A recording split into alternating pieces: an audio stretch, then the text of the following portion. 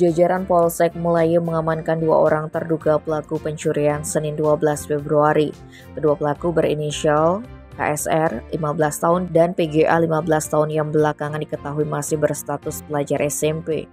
Dari data yang diperoleh, kedua pelaku ditangkap setelah pihak kepolisian menerima laporan dugaan tindak pidana pencurian yang terjadi di toko Bahagia Mart pada Selasa 6 Februari dan di salah satu kantin sekolah pada Sabtu 10 Februari.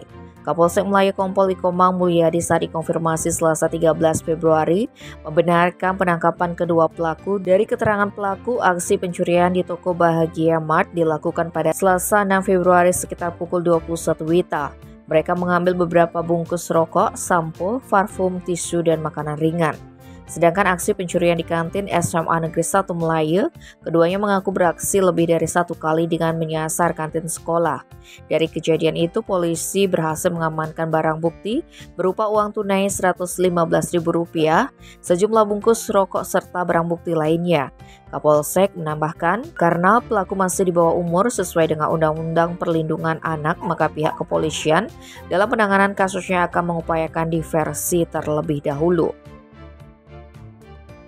Tim Bali Express melaporkan.